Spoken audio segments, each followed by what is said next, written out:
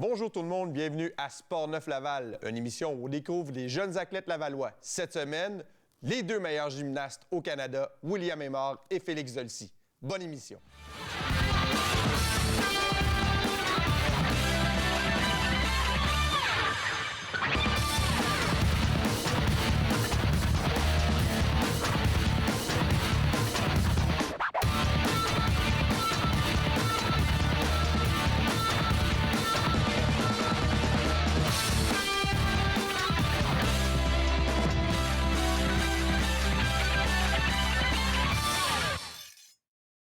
Bonjour tout le monde, bonjour William, bonjour Félix. Bonjour. On va commencer un peu pour, vous allez vous présenter, dire un peu votre parcours, qui est quand même assez phénoménal. Vous avez participé à tout plein de compétitions au niveau provincial, national, international. Je vais vous laisser un peu parler de vous-même. On va commencer avec William.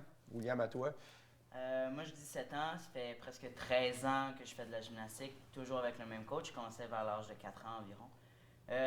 Moi, la gymnastique, ça a vraiment été un sport où ma sœur en faisait, puis j'allais la chercher à la fin de ses entraînements. Fait que c'est vraiment là, je pense, j'ai eu un clic de « Ah, je peux peut-être essayer », puis mes parents m'ont dit « Ben pourquoi pas ». Fait qu'ils m'ont envoyé dans un groupe récréatif, puis après une session de 3 mois, Adrien a décidé de me prendre son aile, puis vraiment, de là, on est parti de où que je suis me rendu maintenant. Puis, ouais, ça fait qu'au début, j'étais niveau 1, avec un certain talent, mais pas très. Tu sais, je suis pas un Félix Dolcy où il réussit tout en niveau 1, des médailles d'or partout. J'ai eu des adversaires que maintenant, ils sont plus nécessairement là, ils ont lâché. Puis moi, j'ai décidé de persévérer là-dedans, puis je pense que j'ai eu un certain succès là-dedans aussi. Je suis double champion canadien depuis les 2 dernières années en niveau junior. J'ai été aux Jeux du Canada où j'ai fini 2e en équipe, 2e au sol. Plusieurs compétitions à l'international. J'ai été en Belgique en entraînement. Berlin une couple de fois pour des compétitions. En République tchèque où j'ai gagné dernièrement en novembre. Fait que je suis vraiment fier de ce que j'ai pu accomplir. C'est sûr, ça n'a pas tout le temps été facile. J'ai eu une période de croissance où j'avais un peu mal au poignet, mais j'ai été même plâtré pour prévenir des fractures de stress au niveau du poignet. Fait que ça n'a jamais été facile dans mon parcours. J'ai rencontré Michel plusieurs fois pour m'aider au niveau mental, ce qui est un aspect un peu plus difficile pour moi. Au niveau nutrition aussi, ça a été un peu plus dur parce que j'avais un certain, pas un surplus de poids, mais j'avais tout le temps une espèce de problématique où que je me sentais un peu plus lourd ces appareils. Puis Adrien, mon coach, c'est Adrien, puis il est un peu de la vieille école, c'est un Roumain. Puis lui, il allait au gym, puis il y avait un sandwich, puis c'était pour la journée, là, comme. Puis nous, lui, dans sa tête, c'est OK, faut sauter des repas. Puis comme, mais tu sais, nous, au Canada, c'est une approche un peu différente. C'est bien manger, bien s'alimenter, avoir 3 repas, mais avoir autant d'énergie possible. Fait que j'ai eu une problématique là-dessus, puis justement, les nutritionnistes que j'ai rencontrés m'ont aidé à justement équilibrer ma façon de me nourrir, puis aller chercher un poids comme, comment dire, qui est favorable. Ouais, c'est ça. Fait que j'ai eu beaucoup d'aide de l'extérieur, puis niveau physio aussi, ostéo, médecin sportif, justement, pour les blessures. Fait que je suis content de ce que j'ai fait, mais aussi toute une équipe qui est derrière moi, puis il y a ma famille qui me soutient beaucoup. Fait que je suis pas le seul là-dedans, là. Bon, on va passer à la personne que tu as nommée du talentueux. Félix, à toi, parle-nous un peu de ce que tu es dans la gymnastique. Moi, j'ai commencé assez tôt la gym. J'ai commencé environ à 4 ans, plus sérieusement, à commencer récréatif. Toute l'idée est venue de ma mère, en fait. Ma mère, elle faisait de l'escrime au début. Ensuite, un beau sport. Exactement. En fait, désolée, elle faisait de la gym au début, ensuite de l'escrime. Mais c'est elle vraiment qui m'a donné l'idée là, au début de faire de la gymnastique, de commencer ce sport-là. Donc, j'ai foncé, je suis allée, j'ai vraiment aimé ça. Je trouve ça agréable, c'est une bonne opportunité pour dépenser mon énergie. Je suis vraiment un enfant assez actif, quasiment hyperactif, là, je dirais. Mais, on peut enlever le quasiment. Quasiment. C'est ça, fait que je retrouvais vraiment ce que j'aimais là, dans la gym, fait que j'ai continué là-dedans. C'est là que j'ai rencontré un peu plus tard William, là, qui est maintenant vraiment un collègue depuis plusieurs années. J'ai le même coach, Adrien Balland. On s'entraîne quasiment depuis 10 ans ensemble. Maintenant, on a vraiment eu... dès mon plus jeune âge, j'ai eu des très bons résultats en niveau 1. Je battais tout le monde, j'avais les médailles d'or, Jeux du Québec. Je gagnais un peu partout, fait que je me suis fait un peu un nom en gym comme ça. Ensuite, là, j'ai commencé à grandir, là, et oui, je suis assez petit, mais là, je suis pas mal dans ma période de croissance, là, c'est les blessures qui arrivent, un peu, là, j'ai l'épaule présentement, j'ai eu les poignets il y a 2 mois, j'étais dans le plâtre, mais j'ai eu une super aide de Thierry, là, au niveau du physio, que ce soit pour mes poignets avant ou maintenant pour mon épaule, là, ça, c'est vraiment le fun. En termes de résultats, j'ai eu les Jeux du Canada comme gros résultat dernièrement, l'année passée, qui était, il y a 2 ans, excuse. Il était très bien, j'ai fini deuxième en équipe, deuxième au total, avec plusieurs médailles à des appareils individuels. 5. Et il y a mes derniers Jeux, les Canadiens en fait, c'était mes premiers du mon âge. Je les ai remportés, j'ai eu 5 ou 6 médailles encore, fait que c'est vraiment... on est vraiment sur une belle lancée, là. Je continue dans cette voie-là avec plusieurs objectifs futurs. Parfait. Prochaine étape, c'est juste pour mettre en contexte un peu les gens. C'est quoi votre volume d'entraînement par semaine? C'est assez intense quand même. On s'entraîne 30 heures semaine. On va à une école sportive, Antoine de Saint-Exupéry, qui est située à Saint-Léonard. Dans le fond, on va à l'école de 8 h le matin à midi. Puis là, on va prendre le bus. On mange dans l'autobus à tous les jours parce qu'on n'a pas le temps de prendre 10 minutes assis à manger. Fait que c'est vraiment ça. On mange dans l'autobus, puis on s'entraîne de 1 h à 6 h à tous les jours de la semaine, plus un entraînement le dimanche de 10 h à 2 h. Fait que c'est vraiment... c'est quand même assez intense. Puis même durant les fêtes, on a 1 à 2 journées de congé maximum. C'est pas 1 semaine, 2 semaines. Là, on s'entraîne pas le 25-26, puis on recommence le 27, 28, 29, 30, 31. Puis après, on recommence le 2. Puis c'est vraiment pas des... C'est quand même beaucoup d'entraînement, là. Vraiment un programme chargé là, pour les objectifs qu'on vise, là, je pense, avec Adrien. Là. Je pense qu'il n'y a pas d'autre façon vraiment d'y arriver. Là. Si on veut atteindre nos objectifs, il faut vraiment y aller d'une façon drastique, travailler vraiment le plus fort possible. Puis même si on sait qu'ailleurs, il y a des gens qui font encore plus d'heures que nous, même avec un 30 heures semaine, je pense qu'on fait bien, Parfait. Prochaine étape, on va parler avec nos spécialistes. En premier lieu, de ce que tu viens de nous dire, de vos objectifs vers votre futur. Exact. Alors, William, tu en as parlé un peu tantôt. Tu as dit que tu as eu affaire avec Michel. Fait que je vais vous laisser vous entretenir, Michel, à toi et William. Ouais, ça, donc, tu mentionnais avoir eu un parcours aux provinciaux, les compétitions provinciales, nationales, internationales. Moi, j'aimerais savoir justement, au fur et à mesure qu'on progresse dans notre niveau de compétition, comment est-ce que le stress et la préparation mentale peut devenir un élément important dans la préparation puis dans la performance d'un athlète? Pour de vrai, avec les années, j'ai réalisé que le mental est quasiment aussi important, voire plus important que la préparation physique. Parce que, veux pas, si tu as la forme physique, mais tu n'es pas mindé à faire ta routine, tu la réussiras pas. Fait que, veux pas, ça m'a aidé beaucoup parce que moi, je me disais, OK, j'ai pas besoin de préparation mentale, c'est que de la préparation physique que j'ai besoin, Puis, quand je t'ai rencontré, justement, ça m'a ouvert l'esprit que non, j'ai aussi besoin de préparation mentale. Parce que moi, je suis un gars qui m'en demande beaucoup aussi. Tu sais, Adrien, des fois, il va me demander de quoi, puis il va m'en demander 3. Puis, mettons, si je ne réussis pas les 3, moi, je continue jusqu'à temps que je me frustre. Puis, justement, moi, je suis un gars de même qui m'en demande beaucoup envers moi-même. Puis, Adrien, des fois, il dit « OK, Will, c'est beau. » Puis moi, je suis comme « Non, il faut que je réussisse. » Mais c'est justement, moi, qu'est-ce que je dois apprendre encore, j'ai encore un peu de la misère là-dessus, c'est apprendre à manquer. En ce moment, c'est ça mon plus gros défaut en tant que gymnaste, parce que les mouvements ne viendront pas au premier coup. Puis moi, c'est pas ça que j'attends, je le sais que ça ne viendra pas du premier coup, mais c'est tellement frustrant de travailler. C'est pas frustrant, c'est tellement dur d'avoir un mouvement que tu te dis, mais c'est quand je vais l'avoir? Tu travailles puis tu sais pas nécessairement quand est-ce que tu vas avoir le mouvement. Fait que c'est vraiment l'aspect mental que j'ai encore beaucoup à travailler, je pense. Mais j'ai fait des progrès depuis que je suis au provincial. Puis ça paraît beaucoup. Puis mon coach est probablement aussi... Il est satisfait, je crois, de comment j'ai évolué aussi. Donc c'est ça, il y a une pression, il y a un standard qu'on peut avoir... intérieur à soi, c'est-à-dire même pas ça vient, dans ton cas, ça vient pas de ton coach. Des fois, ça peut venir d'un coach, mais on a un standard qu'on se met de performance ou même dans la progression de l'apprentissage aussi, puis se dire, mais comment ça se fait que je suis pas capable encore de cleaner mon élément ou de cleaner ma routine.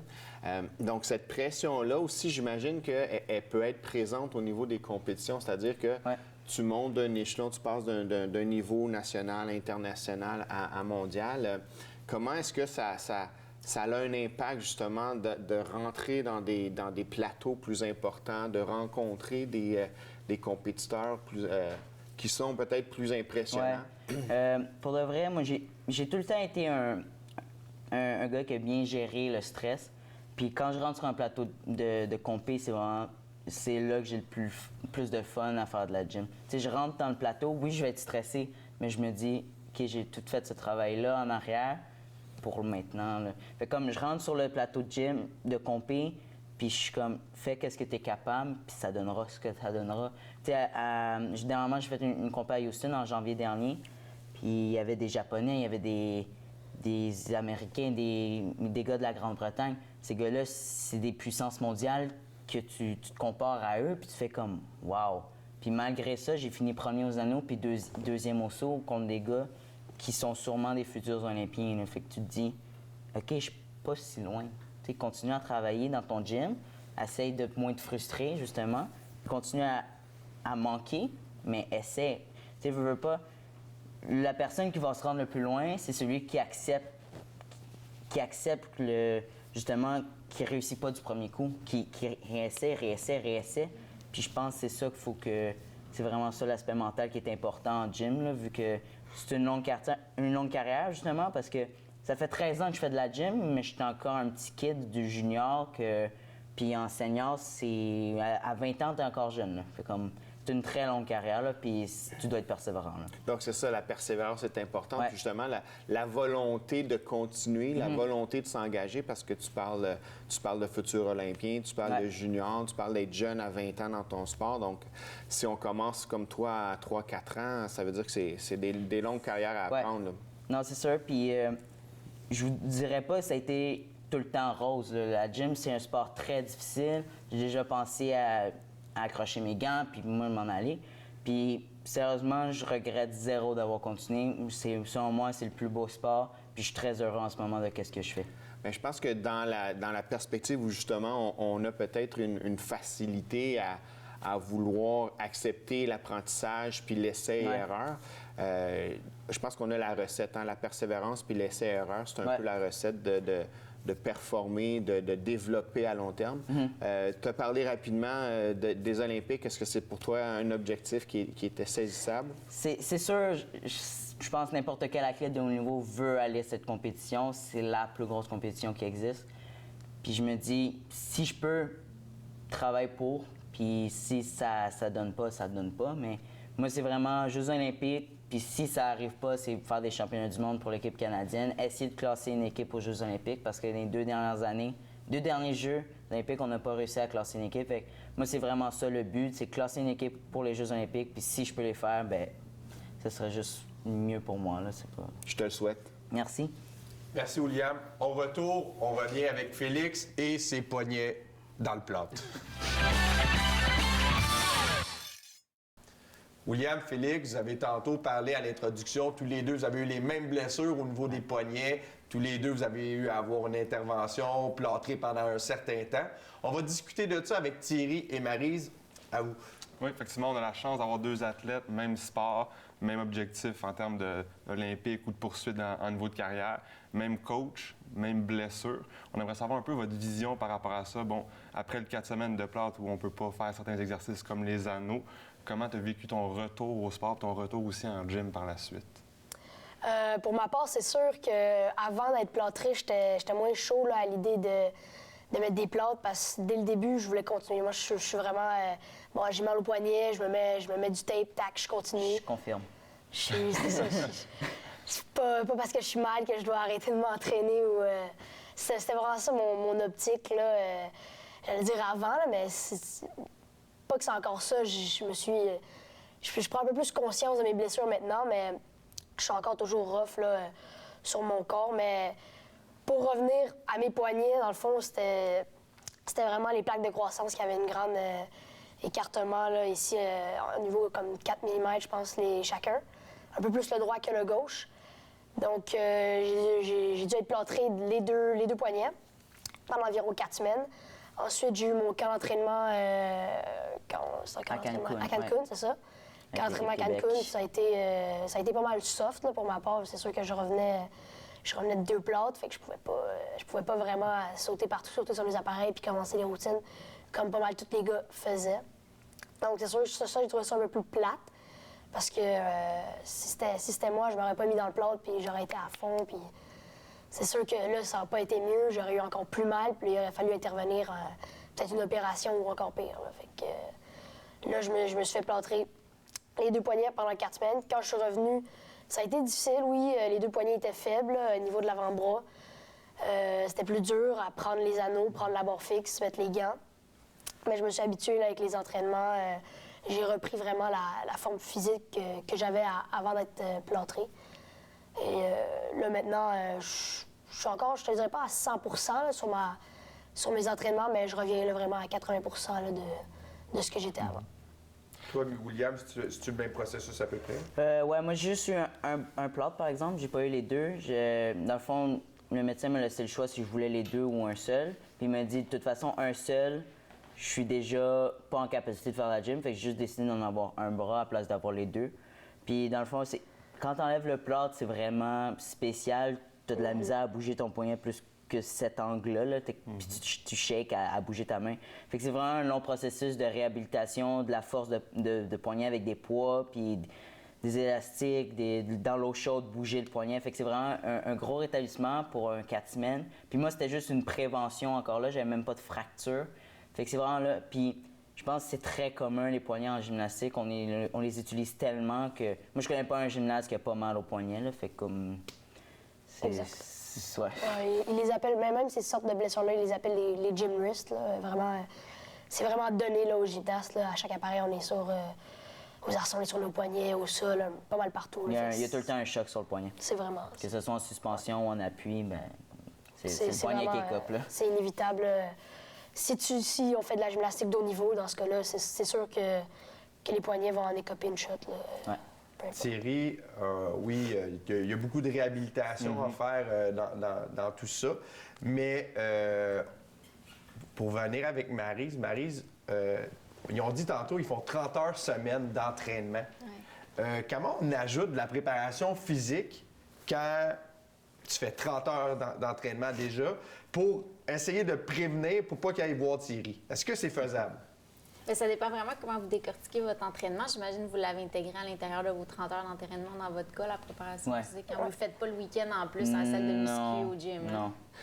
Le coach voudrait, exact. Le coach voudrait, mais on se dit un 30 heures qu'on est 6 jours semaine au gym, des fois une journée de congé, ça peut faire du bien aussi. C'est nécessaire, je dirais même. Ouais.